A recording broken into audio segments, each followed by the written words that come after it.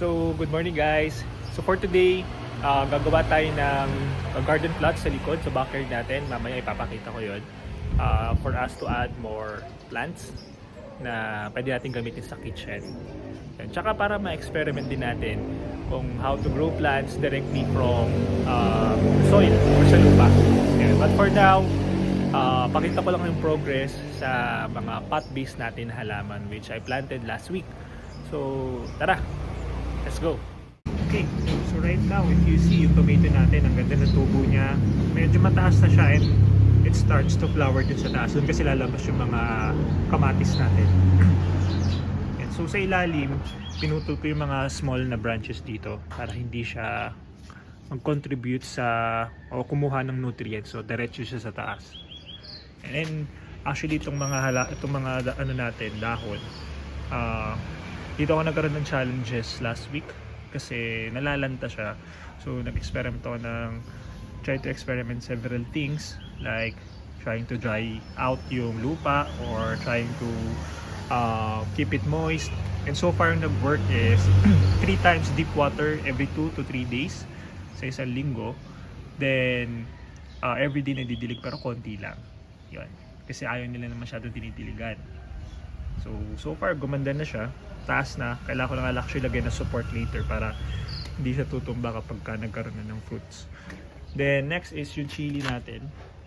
Okay, so if you see sa chili natin, nagkakaroon na ng kulay yung mga ito. Start na siya mag-change ng color. Yan.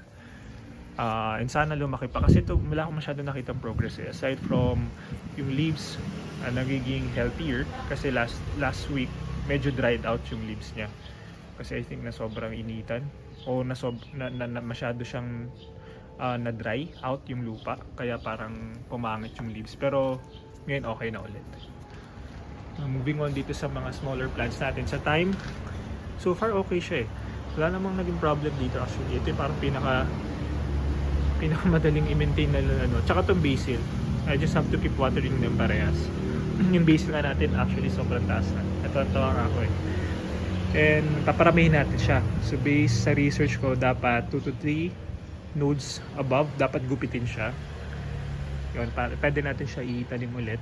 Then kung saan siya naputol, I think magkakaroon ng 2 more branch doon. Kaya ganun nangyayari para dumami yung basil eh. Kailangan mo siyang gupitin ng gupitin. Pagtubo niyan, dalawa na lagi. So sa rosemary natin, wala ding problem. Okay pa rin. I just keep on watering them. Konti lang din every morning pero sobrang bango talaga. Grabe. Amoy mahawakan mo lang ng konti sa may kamay mo. Sobrang bango. Sarap na ang gamitin sa pagluluto eh. Ito ang pinaka mahirap alagaan eh. For me or nagkakaroon ako ng challenges ngayon. Dito sa oregano natin kasi parang ang mali ko yata dito. Everyday ko siya dinidiligan. Which dapat hindi. Kasi I think dapat dry, mas nabubuhay pa sila sa dry na lupa compared sa moist based sa research ko. So starting today, tatry ko munang i-dry out yung lupa niya.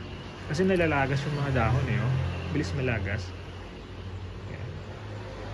So yun, ayun muna yung gagawin ko sa oregano. So yun muna yung update natin sa mga pot-based natin na halaman. So I'll try na every week mag-post ng update para sa mga halaman natin, para makita natin yung progress natin. Ayan, so yun, let's go sa backyard para ayusin natin yung garden plot. Game, tara, punta tayo dun sa likod sa natin gagawin yung garden plot.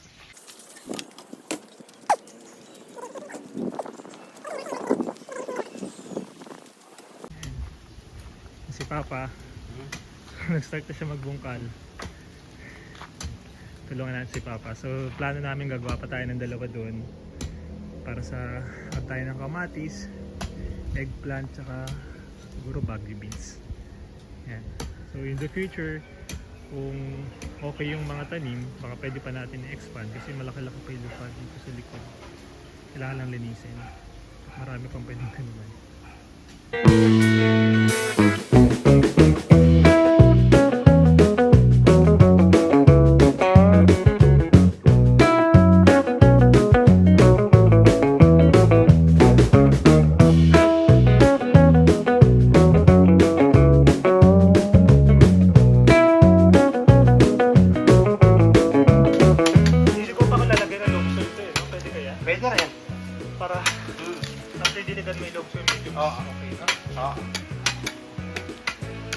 Kaganyan na yung pato, malalaki yan. Kaya kailangan durugin mo yung yan. Pagka natapos mo kukain.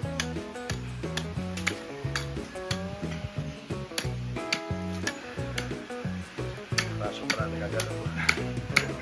Papampaan na sa akin na kailangan ko naliman.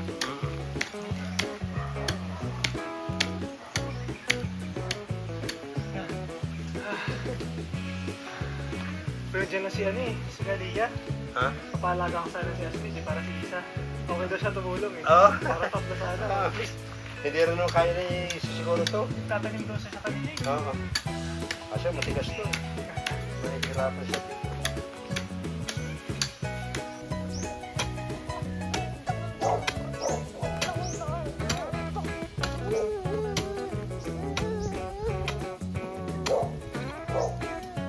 Anong ginagawa mo? Nagsasayaw ka ba o nagtatanim?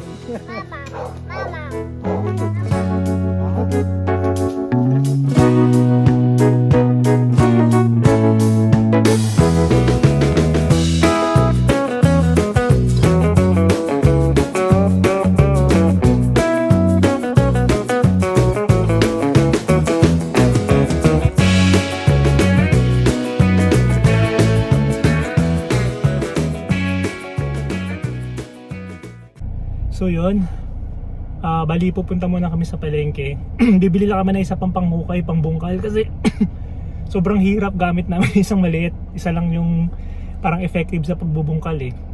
So bili pa kami ng isa para mas mabilis yung paggawa namin ng garden plant. Ayun lang.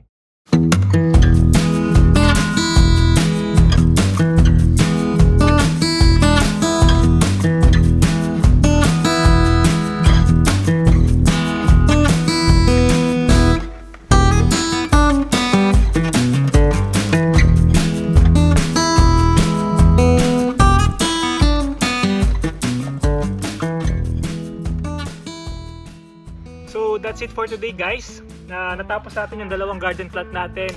Sobrang hirap actually. Bigat equipments namin at ang tigas ng lupa. So sobrang hirap bungkalin. Anyway, natapos na natin siya. So for now, dilig-diligan muna natin para lumambot yung lupa before natin taniman. No? So nakabili rin kami kanina ng mga loam soil and fertilizer na pwede rin natin gamitin dito. Pero let's save that for another video. So that's it for now. Guys, thank you. And magandang hapon. Bye!